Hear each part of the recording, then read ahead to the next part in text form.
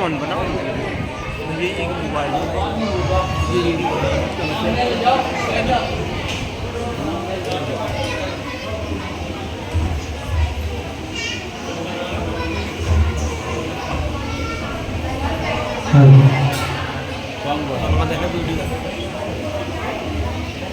हर हर हर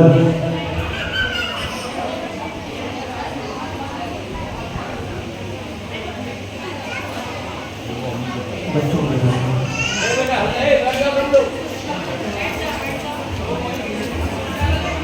थोड़ी आगे बढ़ा स्टैंड के आगे बढ़ा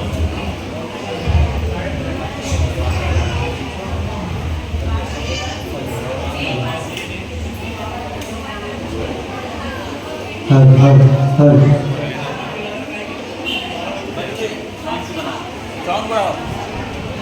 ओम नमः शिवेभ्यः ओम नमः शिवेभ्यः ओम नमः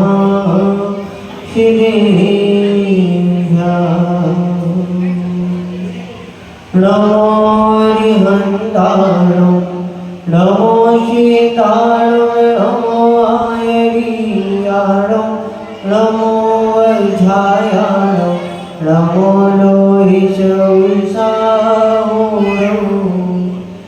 आशीष हाथ गुरु का जब से मिला है संतोष का कमल जीवन में खिला है मेरे नाम ही मिल गई मुझको सुहस्तो मैं बार बार करता गुरु को नमोस्तो मैं बार बार करता गुरु को नमोस्तु मैं बार बार करता गुरु को नमोस्तु।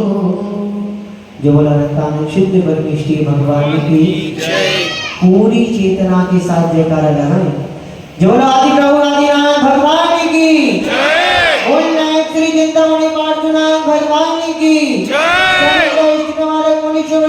भगवान की आदि प्रभु आदिनाथ भगवान की शक्ति शिरोमणि आचार्य भगवान विद्यासागर जी महामुनि राज की पूज्य निर्यापक श्रवण मणि कुंभ श्री सुधार सागर जी महामुनि राज की श्री अजित सागर जी महामुनि राज की समस्त तीन कमलों करुण महामुनि राजों की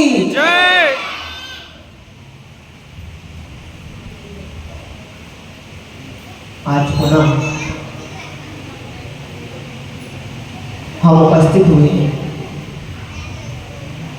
10 लक्षण धर्म की यात्रा में। आज पुनः हम अपने जीवन का कल्याण करने के लिए वह वास्तविक धर्म को समझने के लिए और अपनी आत्मा को परमात्मा तक पहुंचाने के लिए आज पुनः हम अपने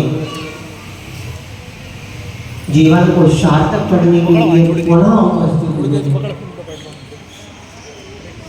बस यही जानना है कि किस प्रकार से हमें अपनी आत्मा को पवित्र बनाना है, किस प्रकार से अपनी आत्मा का कल्याण करना है। कई वर्षों से हम पर्वराज पर्युषण पर्व 10 लक्षण पर्व कई वर्षों से मनाते आ रहे हैं और कई वर्षों तक मनाएंगे। कई वर्षों से हम 10 लक्षण धर्म के उत्तम क्षमा इत्यादि 10 धर्मों को कई वर्षों से समझते आ रहे हैं और कई वर्षों तक इसी प्रकार समझते रहेंगे। लेकिन हम भी अंदर से विचार करते हैं कि 10 लक्षण पर्व के जाने के बाद कि 10 लक्षण पर्वों का हमने मतलब समझ लिया, वे 10 धर्मों के प्रवचन को सुन लिया, लेकिन हमारे जीवन में कोई बदलाव नहीं हुआ। हमें भी अंदर से सोच के लगता है कि हमारे जीवन में कुछ बदलाव क्यों नहीं हो रहा। तो हमें ये बात समझनी है। और तम क्षमा मानव आर्जव शौच सत्य संयम तप त्याग आकिंचन और वह ब्रह्मचर्य 10 धर्म तो ये दूर की बात है। हमें तो वास्तविक धर्म का मर्म भी पता नहीं है कि वास्तविक धर्म क्या है। धर्म की तो बात छोड़ो, हमें वह दैनिक क्रियाएं नहीं आती कि किस प्रकार की क्रियाओं के साथ हमें मंदिर जी में विराजमान होना है, किस प्रकार की क्रियाओं के साथ हमें मंदिर जी में आना है। प्रातःकालीन भी कहा था कि किस प्रकार से वह एक बार परमात्मा की प्रतिमा पत्थर से वह किस प्रकार परमात्मा का रूप धारण कर लेती है और किस प्रकार से वह परमात्मा पर एक बूंद जल की धार का पड़ती है कि वह गंधोदक का रूप धारण कर लेती है। तो हमें विचार करना है कि हमारी आत्मा तो कितने समय से मंदिर जी में आ रही है और कब तक आएगी, लेकिन हमारे जीवन में किसी प्रकार का कुछ बदलाव नहीं है। ये विचार करना कि हमें अपने जीवन में किस प्रकार से वह धर्म का आचरण करना है, किस प्रकार से धर्म को अपने जीवन में वह छोटे छोटे से नियमों के साथ अपने जीवन में अंगीकार करना है। वह किस प्रकार से वह पतंग की डोर होती है कि जब तक वह ऊपर पतंग उड़ रही है और जब तक वह डोर किसी व्यक्ति के हाथ में है, जब तक वह डोर के साथ वह पतंग उड़ती रहेगी, किस प्रकार से वह एक कंकर संकर बन जाता है। और हमारी आत्मा, हमें विचार करना है कि हमारी आत्मा परमात्मा और वह धर्म का आचरण हमारी आत्मा में नहीं हो पाता। यह विचार हमें करना है, वास्तविक धर्म का अर्थ समझना है। हम बैठे हैं और तम क्षमा धर्म का आज प्रथम दिवस हम सभी के बीच आया है। 10 लक्षण पर्व यही बताने आया कि हमें अपने जीवन में इन 10 धर्मों को अंगीकार करना है। इन धर्मों को अंगीकार करने के पहले हमें वास्तविक वह धर्म की क्रियाओं को जानना है। जब बात आती है कि 10 धर्मों पर प्रवचन करना है, तो मुझे तो मन में लगता है कि 10 धर्मों का प्रवचन क्या करें। ये 10 धर्म तो मात्र उत्तम क्षमा मानव आर्जव शौच सत्य संयम तप त्याग आकिंचन और ब्रह्मचर्य, ये 10 धर्म तो मात्र और मात्र मुनियों को ही होते हैं। वास्तविक रूप से अगर समझे तो ये सच्चे रूप से और सच्चे तरीके से मुनियों को अंगीकार, ये 10 धर्म वास्तविक तरीके से उन्हें अंगीकार होते हैं। तो हम अपने जीवन में किस प्रकार से वह क्रोध रूपी महाकसाय का त्याग करके गृहस्थ अवस्था में है, हम नहीं कर पाते। क्या कहा? गृहस्थ अवस्था में है, क्रोध इत्यादि का त्याग हम नहीं कर पाते। और जब तक हम क्रोध का त्याग नहीं करेंगे तो हम क्षमा धर्म को क्या समझ पाएंगे। क्षमा धर्म को अगर अपने जीवन में अंगीकार करके करना है तो कहते हैं कि घुटनों केवल चलते चलते पैर खड़े हो जाते हैं और छोटे छोटे नियम एक दिन बहुत बड़े हो जाते हैं। मैं तो एक ही बात याद आती है कि अगर 10 धर्मों को वास्तविकता में बताया कि वास्तविकता में मुनि अंगीकार करते हैं, और आज इस सभा में जितने भी लोग बैठे हैं, मुझे नहीं लगता कि इनमें से एक भी लोग ऐसा हो, एक भी व्यक्ति ऐसा हो जो आचार्य गुरुवर विद्यासागर जी महाराज जी का भक्त ना हो। हमें विचार करना है कि किस प्रकार से, देखिए वह विद्याधर बालक किस प्रकार से वह बचपन अवस्था में ही माता पिता को बिना बताए अपने मारुति प्रिय मित्र से वह पैसे उधार लेकर और माता पिता को बिना बताए ही वह दीक्षा के लिए और आचार्य गुरुवर ज्ञान सागर जी के सानिध्य में दीक्षा प्राप्त करने के लिए निकल जाते हैं।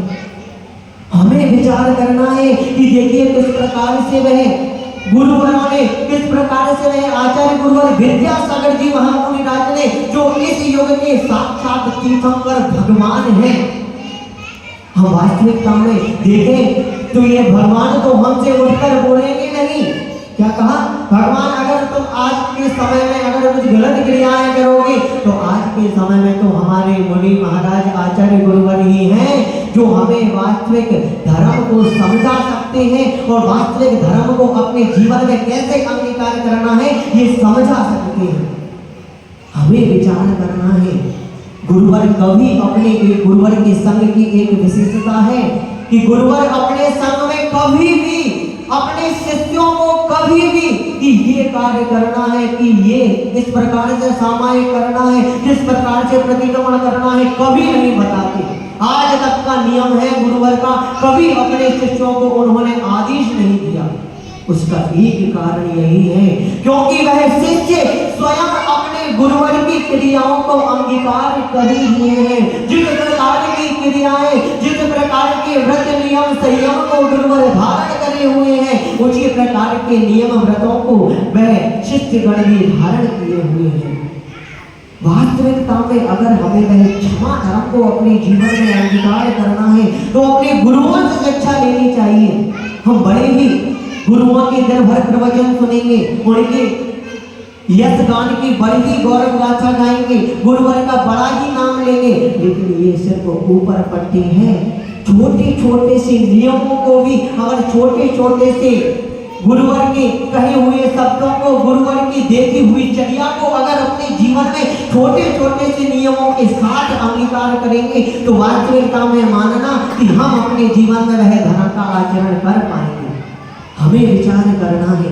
एक बार गुरुवर के संग का एक दृष्टांत याद आता है कि गुरुवर का संग एक गांव में विहार कर रहा था कि जैसे ही विहार के लिए वह अगले गांव में पहुंचा तो एक श्रावक ने आकर गुरुवर के संग के अन्य साधुओं से कहा कि गुरुवर अगले संग के सभी साधुगण अगले गांव में आप लोग विहार मत करिए।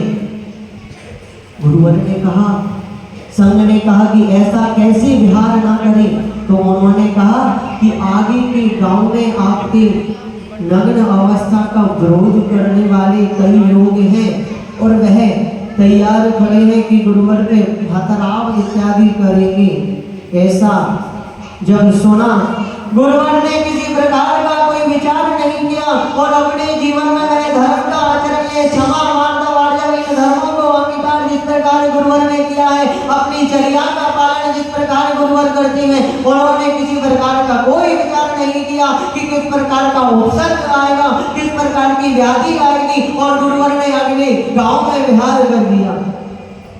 जैसे ही गुरुवर ने अगले गांव में विहार किया और उनकी जो व्यक्ति गुरुवर पर पथराव करने के लिए तैयार खड़े थे, उनकी दृष्टि जैसे ही गुरुवर के वह मुख पर पड़ी और जैसे ही उनके चरणों में जैसी ही दृष्टि गई और वह सारे व्यक्ति शांत हो गए और सारे व्यक्तियों ने गुरुवर के चरणों में सब कुछ समर्पित कर दिया और गुरुवर का इतना भव्य रूप से आगमन किया कि सभी आचार्य गुरुवर की जय जयकार करने लगे।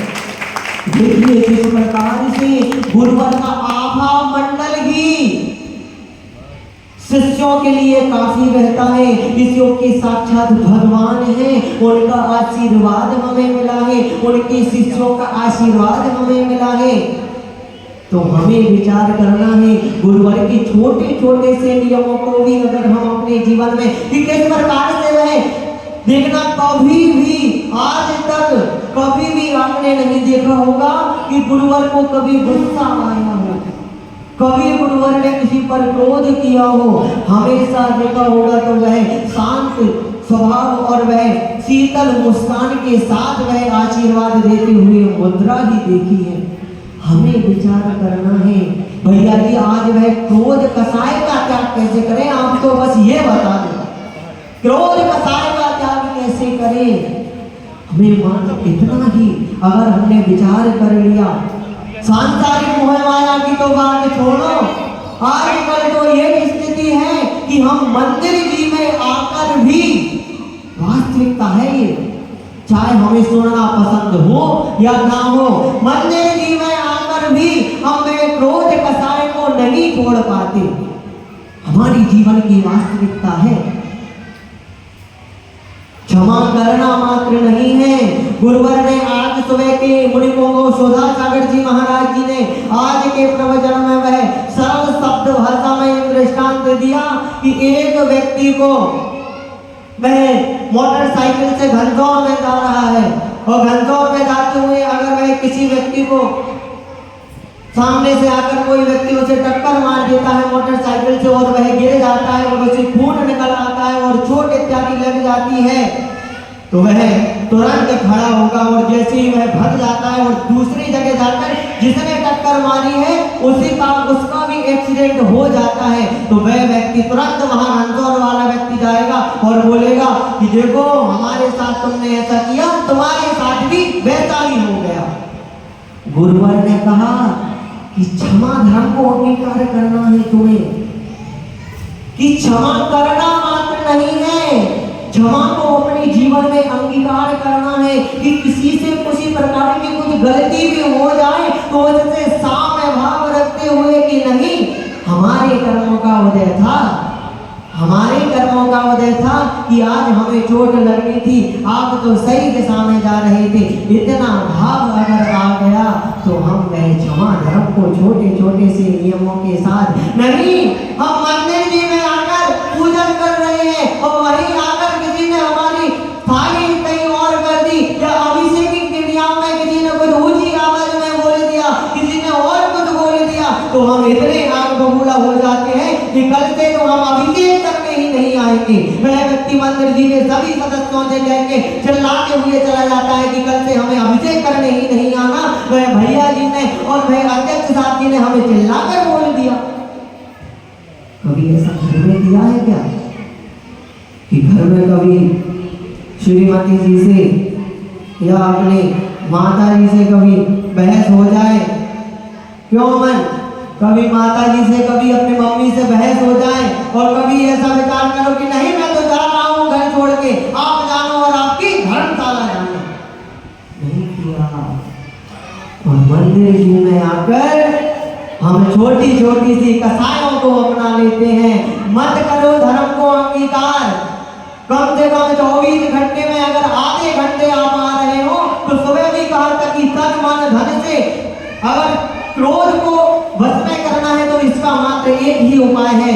महिलाओं ध्यान से सुनना, एक ही उपाय है मात्र आपके लिए, तो पुरुष वर्ग को तो फिर भी ठीक है, आपके लिए तो सिर्फ एक ही उपाय है। क्या है वो उपाय? सुनना है कि नहीं? मौन रहना मंदिर जी में आकर। क्या बोल दिया? मंदिर जी में आकर मौन रहना। तो देखना कैसे, सिर्फ आधे घंटे के लिए कह रहे हैं, आधा घंटा सिर्फ। कोई आपसे आकर अगर बोलेगी ना, जो अभी जितनी महिलाएं बैठी हैं, अगर इतनी महिलाओं ने अगर ये नियम ले लिया कि आज हम क्रोध कसाय का त्याग करते हुए मंदिर जी में आधे घंटे नहीं और 10 मिनट के लिए आओ, लेकिन मंदिर जी के प्रांगण में भैया जी हम मौन रहेंगे। कोई महिला अगर हमसे आकर बोलेगी भी तो हम उससे बोलेंगे ही नहीं, और अगर बात करना ही है तो हम और 5 मिनट समय दे दो, लेकिन मंदिर जी में आ रहे हैं। और अगर वास्तविकता में अगर धर्म को अंगीकार करना है, क्या क्षमा धर्म को हम अपने जीवन में धारण करेंगे? पुजारीगण विचार करना है, हमें अभिषेक करने आ रहे हैं, बड़े भक्ति भाव के साथ अभिषेक करने आते हैं और ये छोटे छोटे से नियमों को हम धारण नहीं कर पाते। मन में बहुत विचार आता है कि क्या धर्म का पाठ पढ़ाएं, छोटे छोटे से नियमों को हम अपने जीवन में अंगीकार नहीं कर पाते। मात्र पूजन करते समय, अभिषेक करते समय, शांति धारा करते समय और मंदिर जी में जब आ रहे हो तो मौन की क्रिया के साथ आना, इतना ही विचार कर लेना मात्र, तो देखना वास्तविकता में हम धर्म को अपने जीवन में अंगीकार कर लेंगे। कोई कहता है कि भैया जी प्रैक्टिकल बताओ, तो ये कोई वॉशिंग पाउडर निर्मा थोड़ी है कि दूध की सफेदी निर्मा की आई है, तो वह जीवन बीमा है जो जीवन के बाद भी और जीवन के साथ भी जाने वाला अगर कोई धन है तो मात्र ये धर्म ही है जो हमारे साथ साथ जाएगा। हमें विचार करना है कि किस प्रकार से हम है क्रोध कसाय का मंदिर जी में मात्र एक नियम ले लेना। वर्षों से सुनते आ रहे हैं और वर्षों तक सुनेंगे, देखना मात्र सुनना मत, नोट कर लो, ये बात नोट कर लेना, नोट कर लो। हम मौन रहेंगे, मौन रहेंगे, मौन रहेंगे। वास्तविकता में अगर कोई सच्चे दिखावटी रूप में ना करते हुए और सच्चे तरीके से हाँ आवश्यकता पड़ी कोई कमेटी को या कोई बिल्कुल विशेष आवश्यकता पड़ती है कि धर्म का कुछ बात करनी है तो बात अलग है। बाकी सांसारिक मोह माया की हम किसी प्रकार की कोई वार्तालाप नहीं करेंगे। इतना नियम अगर वास्तविकता में आज धमा धर्म का प्रवचन सुनने यहाँ पे आए हैं और क्रोध कसाई का त्याग करने आए हैं और इस सभा में से अगर 5 हाथ भी उड़ गए तो वास्तविकता में क्षमा धर्म को वह मनाना और अंगीकार करना सार्थक हो जाएगा। 5 हाथ चाहिए, मात्र 5। कौन है? देखिए बहुत अच्छे, बहुत अच्छे, बहुत नहीं बात नीचे करो, इतना ही चाहिए। ये 5 हाथ ही बहुत है। 50 में से 5 हाथ उठ गए, प्रवचन करना और आपको समझाना सार्थक हो गया वास्तविकता में। क्योंकि हम वह 10 धर्मों को कई वर्षों से सुनते आ रहे हैं लेकिन हमारी समझ में नहीं आता क्या होता है, क्षमा कैसे करें, सांसारिक मोह माया में किस प्रकार से पड़े हुए हैं। सुबह जाओ तो वह कलेश और शाम को जाओ घर में तो कलेश, दुकान पर जाओ तो किसी से क्रोध करना ही पड़ता है, नहीं बन पाता। सब सही है लेकिन मंदिर जी में भी अगर आप नियम नहीं ले पा रहे हैं तो हमें विचार करना है। ठीक है नहीं ले पा रहे हैं, अभी 5 हाथ खड़े हो रहे हैं, विचार कर लेना। 10 दिन का समय है और अंतिम 10 दिन जाते हुए भी अगर मेरे से कह जाना कि नहीं भैया जी हमने तो वह क्रोध कसाई का त्याग कर दिया, मंदिर जी में तो हमने नियम ले लिया कि हम क्रोध कसाई को नहीं करेंगे, मंदिर जी में नहीं करेंगे। छोटी छोटी सी बातों को लेकर देखिए किस प्रकार का हम बैर भाव मान लेते हैं। हमें विचार करना है कि वह 6 महीने की किस प्रकार की वह कसायों को मान लेते हैं। वास्तविकता में अगर धर्म को अपने जीवन में अंगीकार करना है तो यहाँ से उठकर चाहे है महिलाएं हो चाहे पुरुष हो, अगर अपना कोई बैरी विरोधी हो, किसी से आप बोल नहीं रहे हो, किसी से वार्तालाप नहीं कर रहे हो, किसी ने कोई किसी प्रकार की गलती कर दी हो। आज मुनि को सुदर्शन जी की संग समाधान में एक व्यक्ति बोला कि भाई महाराज जी आपने सुबह प्रवचन दिए थे कि क्रोध कसाई का त्याग करो। कोई व्यक्ति 1 बार गलती करता है तो उसको क्षमा कर दे, कोई 2 बार गलती करता है तो उसको क्षमा कर दे, कोई 3 बार गलती करता है तो उसको क्षमा कर दे। वो गलती पे गलती करे जा रहा है तो गुरुवर ने क्या कहा था कि क्षमा का भाव है तुम्हारे जीवन में तो 10 भवों तक क्षमा करते रहो। क्या कहा? 10 भवों तक, तुम 1 2 3 क्या गिना रहे हो, 10 भवों तक क्षमा करते रहो वही व्यक्ति को। गांधी जी ने वह कहा था एक गाल आगे दिया और दूसरा गाल भी उन्होंने कर दिया था। हमें विचार करना है, छोटे छोटे से नियम लेना है, छोटे छोटे से मंदिर जी में मात्र। कहीं कोई प्रतियोगिताएं हुई और कहीं कोई प्रतियोगिताओं में अगर हमारा नाम नहीं निकला तो हम मंदिर जी में क्रोध करना प्रारंभ कर देते हैं, मंदिर जी में वैर भाव कर लेते हैं कि नहीं आज तो उत्तम क्षमा धर्म के दिन हमारे साथ बेईमानी हो गई। किस प्रकार से देखिए वह युवा वर्ग के साथ ही अपना पूरा दिन का मेहनत लगाकर वह प्रतियोगिताएं इत्यादि आयोजित करते हैं और हम उन्हीं को वह बैर विरोध बांध लेते हैं। तो ये बात तो सही है कि कोई अच्छा काम करने आएगा तो उसकी बुराई करने वाले 10 जरूर खड़े रहेंगे। हमें विचार करना है छोटी छोटी सी चीजों को किस प्रकार से हम वह बैर विरोध बांध लेते हैं। सुनना भी नहीं गुनना भी है। मात्र सुन लिया, बोला ना कि क्रोध कसाई को मात्र इतना ही समझ लो, महिलाओं और पुरुष इतना भी समझ लो मात्र कि मंदिर जी में अगर आधे घंटे के लिए भी आ रहे हैं तो मौन के साथ रहना, मौन के साथ रहना, मौन के साथ रहना। चाहे इसकी माला फेर लो, मौन के साथ रहना है मंदिर जी में, मौन के साथ रहना है जो कम से कम स्मृति में बना रहे। छोटे छोटे से कई बार सुना है, कई वर्षों के पर्यूषणों में सुना है कि क्षमा क्या होता है, कई दृष्टांत सुने हैं, लेकिन छोटे छोटे से नियमों को अगर अपने जीवन में अंगीकार कर लिया तो वास्तविकता में हम अपने जीवन में रहे धर्म को अंगीकार कर लेंगे। सुबह भी कहा था कि दिन भर है तैयार तू पाप कमाने के लिए, कमाने के लिए कुछ तो समय निकाल प्रभु गुण गाने के लिए। प्रभु गुण गाने के लिए। दिन भर की क्रियाओं में देखिए किस प्रकार से प्रातःकालीन उठे कि वह चाय का गिलास, प्रातःकालीन उठे कि वह कई नशीले पदार्थों से और मांसाहारी पदार्थों से बना हुआ टूथपेस्ट, टूथब्रश वह हमने कर लिया सुबह से उठते साथ ही। हम भी सांसारिक मोहमाया में हैं, आप लोग सभी सोच रहे होंगे, लेकिन कभी ऐसी अपने जीवन में छोटे छोटे से नियमों को हम लोगों ने अंगीकार किया हुआ है, आज तक अपने जीवन में अंगीकार किए हुए हैं। नहीं है वास्तविकता में हम क्षमा को नहीं धारते, तो नहीं वह छोटी छोटी सी कसायों को तो त्याग किया है। मंदिर जी में मैं भी जाता हूँ प्रातःकालीन, लेकिन किसी प्रकार के कोई वार्तालाप नहीं, क्योंकि कहा है कि एक बार बंदे तो कोई ताई नरक पशुगति नहीं होई। शिखर जी का कहते हैं ना, शिखर जी का ये बहुत पुराना दृष्टांत हो गया। आज के समय की स्थिति तो ये है कि एक बार बंदे तो कोई ताही नरक पशुगति नहीं हुई। पहले के समय का वह पर्वत कि पहले के समय में वह किस प्रकार की वंदना होती थी, किसी प्रकार का कोई खाना पीना नहीं, किसी प्रकार से कोई वार्तालाप नहीं, धर्म ध्यान करते हुए वह व्यक्ति ऊपर चढ़ रहे हैं, भक्ति भाव भजन के इत्यादि के साथ वह चढ़ रहे हैं और भक्ति भाव के साथ भगवान की आराधना कर रहे हैं। जब जाके है एक बार बंदे जो कोई ताई नरक पशुगति नहीं हुई। और आज के समय की हमारी वंदना देख लो कि किस प्रकार से हम शिखर जी इत्यादि में जाने के बाद भी देखा है मैंने बहुत बुरी स्थिति है हमारी। और वह स्थिति जो ऊपर पर्वत पर हमने निर्मित की है, वह पर्वत पर निर्मित हम ही लोगों ने निर्मित की है कि वह पर्वत पर आज देखिए किस प्रकार की दुकानें इत्यादि खुल गई हैं। हमें विचार करना है छोटे छोटे से नियमों को। मंदिर जी में आकर भी एक रोज कथा ही चल रही है कि आप बोलेंगे कि कहां से वह शिखर जी का दृष्टांत आ गया, तो कहते हैं एक बार बंदे जो कोई ताही नरक पशुगति नहीं हुई। जहां भी अगर श्रद्धा से आपने पारसनाथ भगवान के चरणों में एक बार अर्जी लगा दी, तो मानना विश्वास मानना जरूर स्वीकार होगी।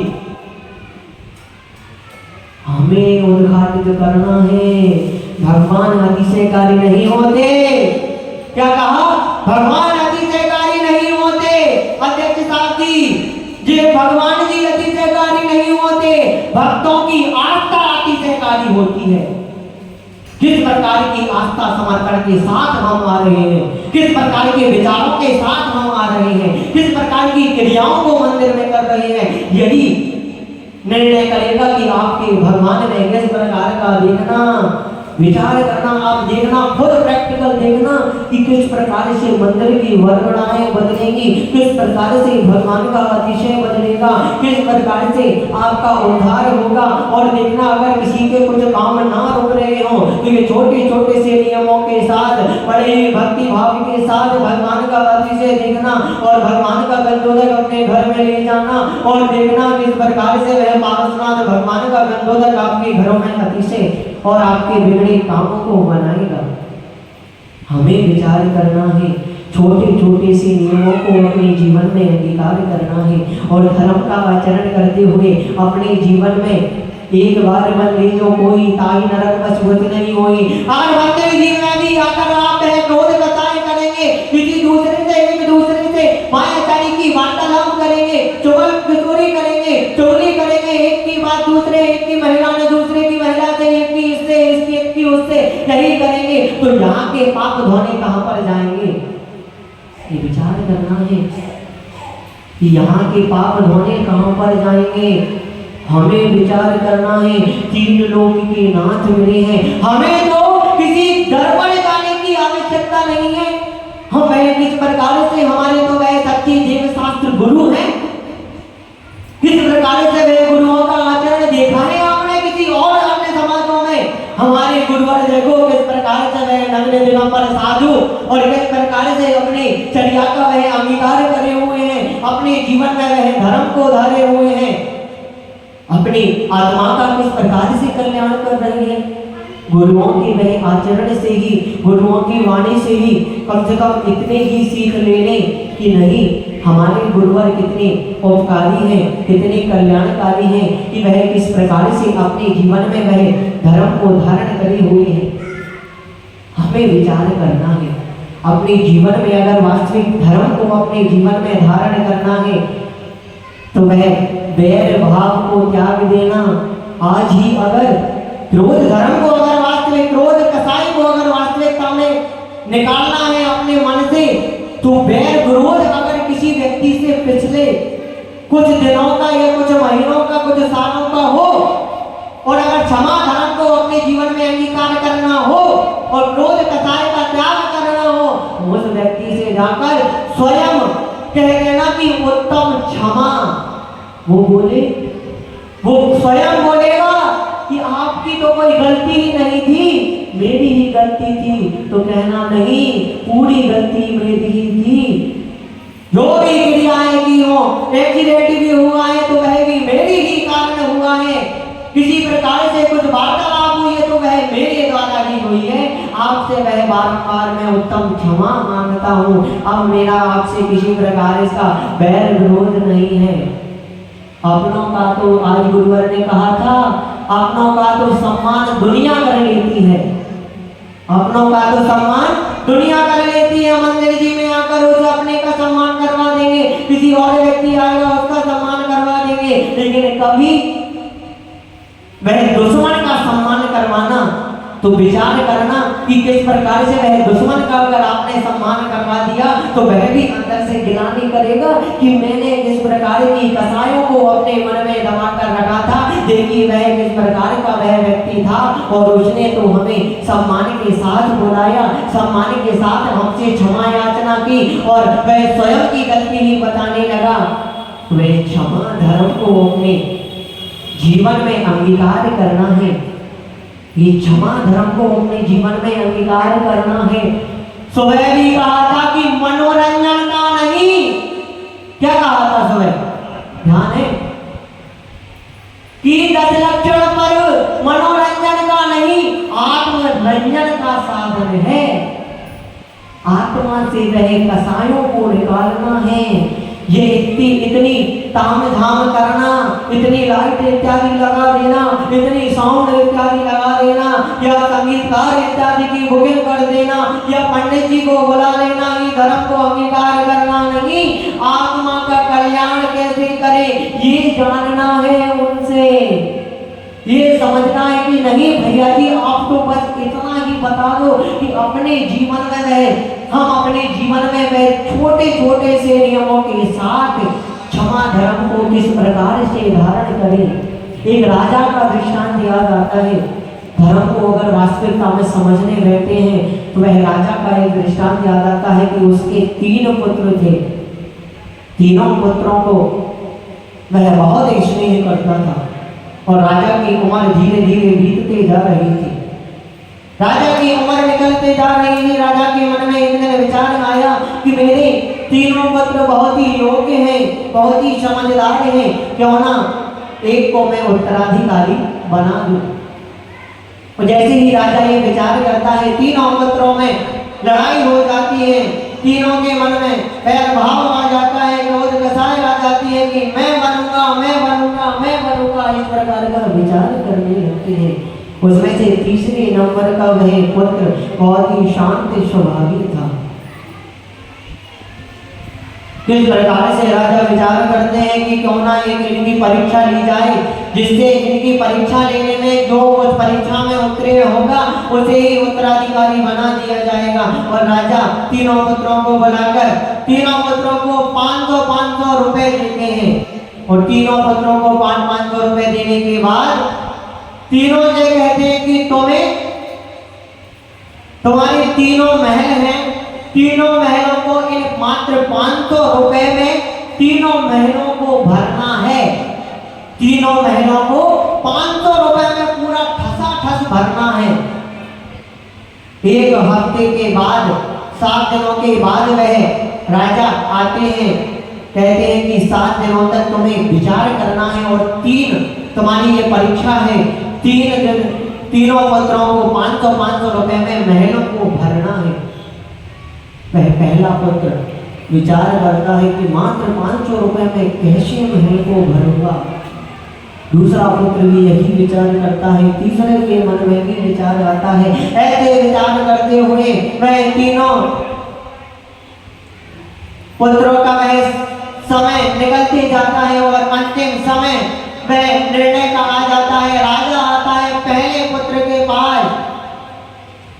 पहले पुत्र के पास जैसे ही वह राजा आता है और वह पुत्र को देखता है कि यह तो नीचे सिर किए हुए खड़ा है, तो वह पुत्र कहता है कि राजा मैं कुछ नहीं कर पाया। और वह बताता है कि वह 7 दिनों में उसने विचार किया, तो पहले ही दिन उसके मन में विचार आ गया था कि क्यों ना ये 500 रुपए का जुआ खेला जाए, जिससे जुआ खेलने में 500 से 1000, 1000 के 1500, 1500 के ऐसे करते करते करते धन इत्यादि हो जाएगा और मैं पूरा महल भर दूंगा। और वह एक दिन में ही जुआ की राशि में वह अपने 500 रुपए हार जाता है। दूसरे पुत्र के पास जाते हैं राजा, तो दूर से जाते ही वह राजा देखते हैं कि बहुत ही दुर्गंध आ रही है। क्या पता किस चीज की दुर्गंध आ रही है। और वह जाते हैं और वह देखते हैं कि वह दूसरे पुत्र ने 500 रुपए में नगर पालिका का पूरा कचरा खरीद लिया और पूरे महल को ठसाठस भर दिया। और वह उसी की दुर्गंध राजा पर आती है। राजा भी विचार करने लगता है कि क्या विचार है मेरे पुत्र के। तीसरे पुत्र के पास जाते हैं और तीसरे पुत्र के पास जाते ही वह तीसरा पुत्र बड़े ही ध्यान अवस्था में बैठा है और पूरे महल में दीपक की रोशनी के साथ प्रकाश फैला हुआ है और पूरा महल रोशनी से भरा हुआ है। और राजा वह बहुत प्रसन्न होता है कि नहीं, मेरा सच्चा उत्तराधिकारी है तो यह मेरा तीसरा पुत्र ही है। देखिए किस प्रकार से वह तीसरे पुत्र ने अपनी राशि का उपयोग किया और वह दीपक की रोशनी के साथ वह पूरे महल को उसने भर दिया। इस कहानी में हमें शिक्षा मिलती है कि धर्म का आचरण करना है तो हमें विचार करना है, उपयोग और दुरुपयोग दोनों बातें हमारे पास हैं। किसी ने कहा है कि अगर भगवान के दरबार में समय नहीं दोगे तो कहीं और जाकर समय देना पड़ेगा। क्या कहा? भगवान के मंदिर में अगर समय हम नहीं दे पाएंगे कि नहीं कर पा रहे पूजा, तो देखना किस प्रकार की आदि व्याधि और किस प्रकार की बीमारी हमें हो जाएंगी कि हमें नागपुर, बॉम्बे, जबलपुर के हॉस्पिटलों में भर्ती होना पड़ेगा। ये मात्र हमारा धर्म ही है। किस प्रकार से वह देखना शांति धारा में नाम बुलवाते साथ ही इस प्रकार की हदीसें हो जाती हैं कि किसी का स्वास्थ्य ठीक हो जाता है, किसी के आदि व्याधि मिट जाती है, किसी के बिगड़े काम बन जाते हैं। तो उपयोग और दुरुपयोग हमारे ऊपर है कि समय का हमें किस प्रकार से उपयोग करना है, किस प्रकार से हम मंदिर के समय में विचार करना है। एक बार आपके किस प्रकार से हम 10 मिनट अगर मंदिर जी में दे दें प्रतिदिन और वही 10 मिनट हम दूसरी जगह पर दे दें, तो शाम को बैठकर विचार करना आंखें बंद करके कि हम वह 10 मिनट में मंदिर जा रहे थे और वही हम दूसरे कार्य के लिए निकल गए और हम मंदिर जी में दर्शन नहीं कर पाए। क्या हमारा इतना जरूरी और इतना आवश्यक काम था कि हम 10 मिनट भी प्रभु के दरबार में नहीं आ पाए? जिनसे हमें दिन भर की ऊर्जा मिलनी है, जिनसे हमें दिन भर की वह भगवान से कहकर जाते हैं कि किस प्रकार से हमें पूजन इत्यादि। एक सदा सागर महाराज जी ने एक बात कही थी कि पुजारीगण और महिलाएं सभी सुनना। उन्होंने एक बात कही थी कि पूजन इत्यादि करने के बाद भगवान से आज्ञा लेकर जाना कि हे परमात्मा, मंदिर जी में मैंने आते समय, बोलते समय, अभिषेक करते समय से कुछ गलती की हो तो मुझे क्षमा करना। ये छोटी सी क्षमा याचना है, मुझे क्षमा करना और आपके आशीर्वाद से आज मेरा सभी कार्य निर्विघ्न संपन्न हो, ये आशीर्वाद मुझे दो और संध्या कालीन में पुनः आपके दरबार में उपस्थित हो जाऊं, इतना आशीर्वाद मुझे दो। इस प्रकार का आशीर्वाद लेकर जाना, देखना आप किस प्रकार से आपके बिगड़े काम बनते हैं।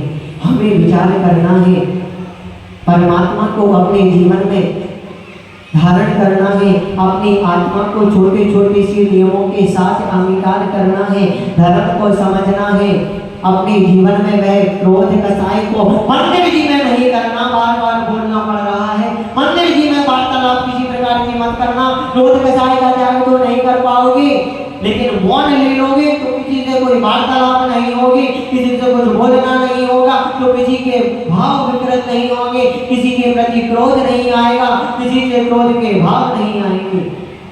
तो देखना किस प्रकार से हम छोटे छोटे से नियमों के साथ अपने जीवन में वह क्षमा धर्म को अंगीकार करेंगे। क्रोध कसाई का त्याग करो, क्षमा धर्म बतलाता है, क्षमा धर्म जो करता है मोक्ष महल को पाता है। क्रोध को त्यागो, ओम क्रोध को त्यागो, क्षमा भाव को धारो रे। 10 लक्षण है प्यारा पर इसे मनाओ रे हो, 10 लक्षण है प्यारा पर इसे मनाओ रे। चित्त परमेष्टि भगवान की, मूल नायक श्री चिंतामणि काशीनाथ भगवान की सभी जन्मानी स्तुति करो।